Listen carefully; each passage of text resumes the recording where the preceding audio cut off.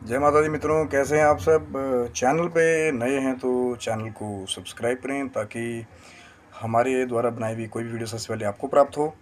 और वीडियो में दिखाई जाने वाली वैदिक जानकारी यदि आपको अच्छी लगे तो लाइक करें, शेयर करें, क्योंकि जो बाकी भी बंधुजन हैं हमारे, उनको भी इस वीडियो के ज्ञान का लाभ प्राप्त हो। मित्रों, गुप्त नवरात्रि का समय अब जो है अंत की तरफ है। आज बात करेंगे आखिरी महाविद्या की, जो है दसम महाविद्या। कम के बारे में नहीं कहूँगा, आखिरी महाविद्या है, लेकिन छोटा या बड़ा नहीं कहूँगा। मैं सबको यही विनती करूँगा कि माँ भगवती का कोई भी स्वरूप है, चाहे वो दसों महाविद्याओं का अलग अलग स्वरूप है, चाहे नौ जैसे हम प्रकट नवरात्रि में पूजा करते हैं, नौ भगवती के स्वरूप है, तो सबका समान रूप से सम्मान करें। और समान रूप से ही, अब ये नहीं है कि कोई एक महाविद्या का साधक है तो वो दूसरे को नीचा दिखाए कि जी मैं तो उग्र तत्व की साधना करता हूँ, आप सौम्य कोटि की हैं। तो भगवती के जो सब रूप हैं, क्योंकि अब दसम महाविद्या की बात करेंगे तो अंतिम महाविद्या है।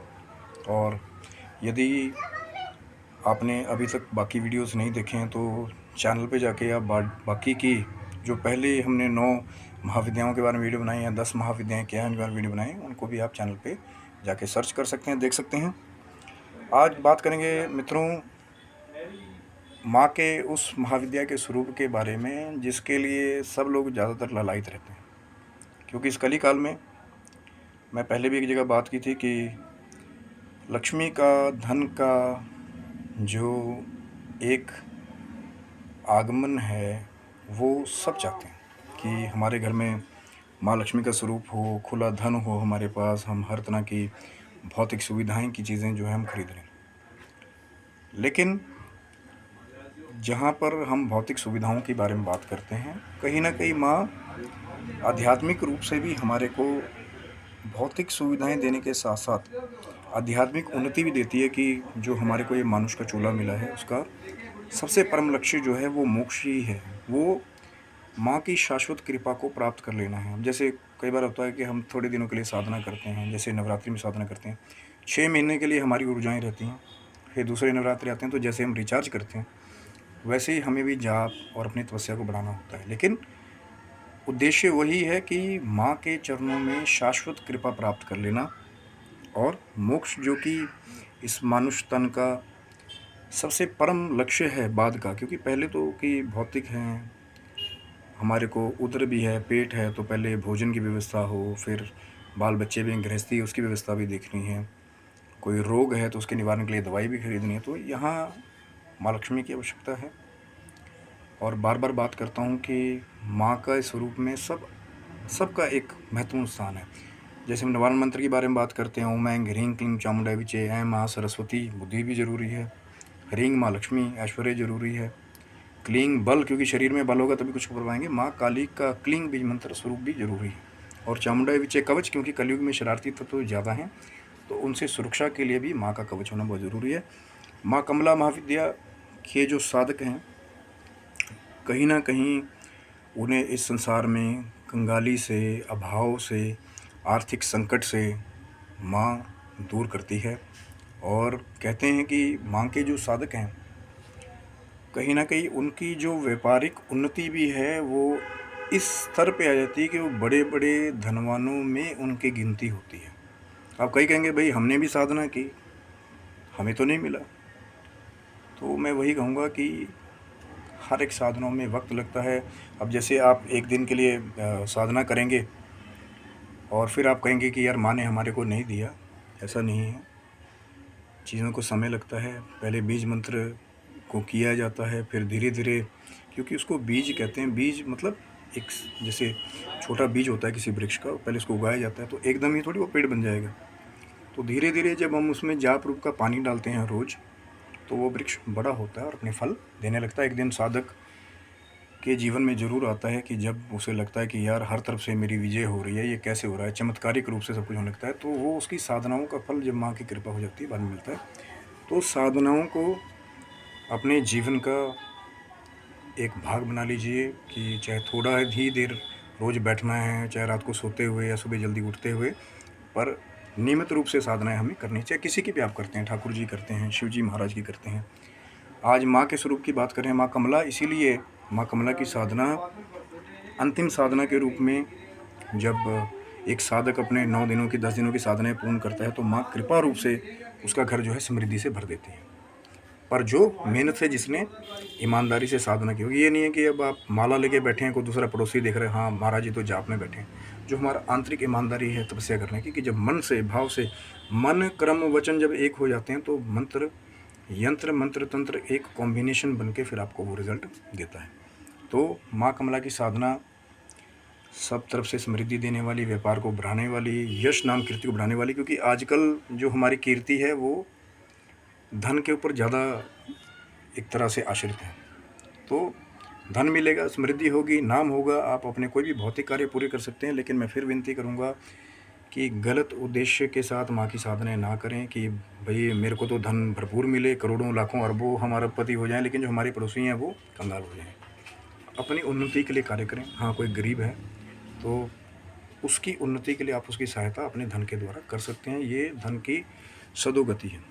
और माँ कमला का मंत्र है, सिर्फ जानकारी के लिए दे रहा हूँ। आज फिर कह रहा हूँ कि किसी साधना को बढ़ाने के लिए मैं यहाँ से नहीं कह रहा हूँ, इस सिर्फ जानकारी के लिए वीडियो बनाया जा रहा है। इस फील्ड के बहुत सारे और जानकार हैं, गुरुजन हैं, विद्वान हैं, उनसे मिलकर आप और भी प्रैक्टिकल जानकारी उनके सानिध्य में प्राप्त कर सकते हैं। मैं सिर्फ जानकारी के लिए वीडियो बना रहा हूँ। माँ का मंत्र है हसोंग जगत प्रसूते नमः। और भी मंत्र हैं माँ कमला के, क्योंकि माँ को भी तंत्र की लक्ष्मी के रूप में कहा जाता है। और बहुत सारी जगह ऐसा भी देखा जाता है कि गुप्त रूप से भी धन मिलने के कई बार आपको चांस हो जाते हैं, कि जैसे कोई गढ़ा हुआ धन है, कोई लॉटरी है। तो क्योंकि तंत्र है, तंत्र में जो सिर्फ माँ लक्ष्मी के सात्विक रूप में, और इसमें थोड़ा सा ही अंतर है कि गुप्त रूप से भी कई बार हमारे को चीज़ें बहुत जल्दी प्राप्त हो जाती हैं। लेकिन गलत चीज़ों का प्रयोग ना करें। वाम मार्ग मैं बार बार कहता हूँ, सात्विक रूप से साधनाएं करें। और 3 कोटि में पहले बात कर चुका हूँ, चाहे माता का स्वरूप सौम्य भी हो तो भी आप जो है नियमित रूप से, जैसे जब तक, मैं बार बार कहता हूँ, आपका अनुष्ठान चले तो आप ब्रह्मचर्य रखें। जब आपका अनुष्ठान पूर्ण हो गया तो कई जगह लोग हवन इत्यादि भी करते हैं, लेकिन माँ को समर्पण, जैसे जो हमारी छोटी छोटी कंजकें होती हैं, कंजकों को कोई भी प्रसाद अगर आप घर में बनाते हैं, माँ को हलवा पूरी भोग लगा करके, कंजकें नहीं हैं, 2 सुपारी को लाल जो हम मौली का धागा होता है उसको लपेट करके उसको भी भोग लगा सकते हैं। किसी दैविक स्थान में जाके आप दे सकते हैं, कंजकों को वहाँ पूज सकते हैं। एक ही कंजक मिले चाहे, भाव के साथ। उसके बाद अपना जो साधनाओं का है समर्पण माँ के चरणों में करें कि माँ 9 दिन तक हमने साधनाएं की। क्योंकि अर्पण करने से क्या होता है कि आपकी साधनाओं का जो फल है वो सुरक्षित हो जाता है। नहीं तो हम फिर गलत क्रियाकलापों में चले जाते हैं तो हमारी साधनाओं का बल कम हो जाता है। तो माँ कमला की साधना इसलिए बहुत ही उन्नति को देने वाली, समृद्धि को देने वाली, सुख शांति को देने वाली, भौतिक हर इच्छाओं को पूरी करने वाली। क्योंकि आजकल जीवन में हर एक जगह हमारे को कहीं ना कहीं धन की आवश्यकता है, और धन के बिना गृहस्थी को चलाना भी कठिन है। और जो योगी भी हैं उनके लिए भी अपने उदर की पूर्ति के लिए माँ लक्ष्मी के स्वरूप का पूजन करना बहुत ज़रूरी है। और लेकिन बार बार वही बात कह रहा हूँ कि अगर आप 10 महाविद्याओं के मंत्रों के बारे में नहीं भी जानते, क्योंकि प्रचंड साधनाएं समान साधकों के लिए नहीं है, थोड़ा सा इसके लिए अलग व्यवस्थाएं होती हैं। तो ओम ऐंग ह्रीं क्लीं चामुंडाय विच जो निवारण मंत्र है, माँ का बीज मंत्र, ऐंग माँ सरस्वती, ह्रीं माँ लक्ष्मी, क्लीं माँ काली, तो उसके द्वारा भी माँ भगवती को आप प्रसन्न कर सकते हैं। नित्य प्रति अगर आप माला पे जाप करते हैं तो ओम ऐंग ह्रीं क्लीं चामुंडाय विच की भी एक माला आप रुद्राक्ष की माला पे भी कर सकते हैं। और दूसरी बात यह है कि अगर माला आपके पास नहीं है तो मन के द्वारा ही आप जो है जितने मर्जी जाप जो है वो माँ के कर सकते हैं। वो कल्याणकारी ही है, इसमें कोई नुकसान नहीं है। हाँ, लेकिन माँ चंडिका का स्वरूप थोड़ा ऐसा है कि गलत चीज़ों का सेवन करके जाप ना करें। कि अब आपने मांस मदिरा का सेवन किया, उसके बाद आप जाप करने की सोचे कि रात को आज बेड पे बैठ के जाप करूँगा तो मुझे फल मिलेगा, तो नेगेटिव फल मिलेंगे। या तो अगर आप कोई से जुड़े, कोई आप ऐसा कार्य करते हैं कि रात को आप लेट फ्री होते हैं, जल्दी फ्री नहीं हो पाते हैं, तो माला का जाप आप सवेरे जैसे उठते हैं नहाएं धोएं और शरीर शुद्धि करके अपना जाप जो है वो करें।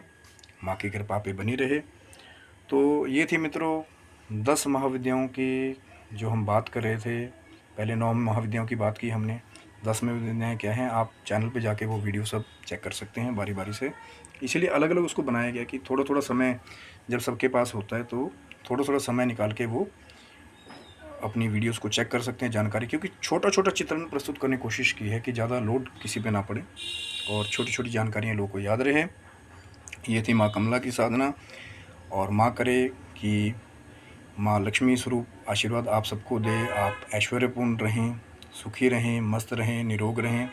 माँ की साधनाएँ करें, क्योंकि तपस्या के द्वारा ही फलों की प्राप्ति होती है। जितना आपके पास समय है उतना करें। अब कभी भी किसी ग्रंथ में नहीं लिखा गया कि अपने सारे कार्य छोड़ के आप वहीं बैठ जाएँ और वहाँ पे बैठ के आप दूसरी बातें करें। आप ध्यान में जो योगी अपने आप को लीन कर लेते हैं, समाधि लेते हैं, उनका एक अलग, एक जिसे कहते हैं कि विचारधारा कि हमने मुक्त होना, उनका उद्देश्य अलग है। कई लोग जन कल्याण के लिए भी तपस्या करते हैं, लेकिन जितना समय आपके पास है, जितनी शक्ति आपके पास है, शास्त्रों में, वेदों में बहुत कुछ लिखा हुआ है कि ऐसा करें, लेकिन यथाशक्ति शब्द हर जगह वेद में आता है। जितना आप कर सकते हैं उतना करें, और माँ से जब आप प्रार्थना करेंगे तो माँ ही वो ऊर्जा प्रदान करती है। अब माँ की ही कृपा से हमें एक उद्देश्य मिला कि शायद हमें वीडियो बनानी चाहिए, थोड़ी-थोड़ी जानकारियाँ सब तक जाए। आगे भविष्य में भी कोशिश करेंगे कि और जो उससे जुड़ी हुई जो डीप जानकारियाँ हैं, जो गुप्त जानकारियाँ, उसको लाने की कोशिश करेंगे। पर कुछ चीज़ें ऐसी होती हैं जिनको शास्त्रों में अभी भी गुप्त रखा हुआ है, क्योंकि गलत लोग उसका प्रयोग करके जन कल्याण का नुकसान ना करें, इसलिए कुछ चीज़ों को अभी भी गुप्त रखा गया है। तभी कुछ विद्वान गुरुओं के पास ही वो एक मार्गदर्शन है, जिसके द्वारा पहले वो साधक की पहचान करते हैं कि साधक का उद्देश्य क्या है। अब ये नहीं है कि साधक ऐसे हो गए कि अपने ही लालच के लिए कल को वो गुरु के ऊपर ही वो गलत विद्याओं का प्रयोग करना शुरू कर दे। कई ऐसे भी केसेस हमने देखे हैं कि अलग-अलग स्थानों पे, सिंहासनों पे विराजमान होने के लिए चेलों ने भी गुरुओं के ही मार्ग को साफ करने की शुरू कर दी, जो कि एक कलयुगी पद्धति है। गुरु का सम्मान करें जो आपको ज्ञान दे रहा है। मैं ये कहीं भी नहीं कह रहा हूँ कि गुरु को आप भगवान का दर्जा दें, लेकिन गुरु एक वो पदवी है जो एक मीडियम है, वो सम्मानीय पद है जो आपको भगवान तक ले जाने का माध्यम है। जैसे कि कोई बाइक होती है, उस पे बैठ के आप कहीं जाते हैं, लेकिन खुद ही अपने हाथों से अपनी बाइक की ब्रेकें फेल करने लग जाएंगे, तेल को गलत जगह डालेंगे, तो वो आपको कभी सही जगह नहीं लगे। तो गुरु का सम्मान करें, और गुरु भी प्रसन्न होकर जब सात्विकता अपने बच्चों के अंदर देखते हैं, अपने शिष्यों के अंदर देखते हैं, तो उनको उन्नति के मार्ग पर ले जाते हैं। तो आशा करता हूँ मित्रों आपको वीडियो अच्छा लगा होगा। चैनल को सब्सक्राइब करें। अभी और भी हमारी कोशिश है कि आपके प्रेम के द्वारा और भी वीडियोस आप तक लाई जाएं। कोई भी मैसेज आप छोड़ना चाहते हैं या वीडियो नया बनाने के लिए आप कमेंट बॉक्स में जाके कमेंट कर सकते हैं, लेकिन वही विनती करूँगा कि गलत कमेंट ना करें, गलत भाषा का प्रयोग ना करें। बहुत सारे साधक बच्चे, आपकी हमारी पुत्रियाँ जो हैं वो वीडियोस को देखते हैं, तो उन पे गलत प्रभाव नहीं बनना चाहिए, क्योंकि चैनल को बनाने का उद्देश्य ये है कि लोगों तक सात्विक जानकारी और गलत जानकारी ना जाए। तो लाइक करें, शेयर करें, सब्सक्राइब करें मित्रों। माता रानी करें आप स्वस्थ रहें, मस्त रहें, खुश रहें। ये थी 10 महाविद्याओं के बारे में, अंतिम महाविद्या के बारे में वीडियो। बाकी वीडियो को जो पहली महाविद्या है या महाविद्या क्या है उनके बारे में आप जाके चेक कर सकते हैं। माता रानी करें आप पे सदा कृपा बनी रहे, मस्त रहें, स्वस्थ रहें और निरोग रहें, और ऊर्जा से और तेज से परिपूर्ण रहें। जय माता दी मित्रों।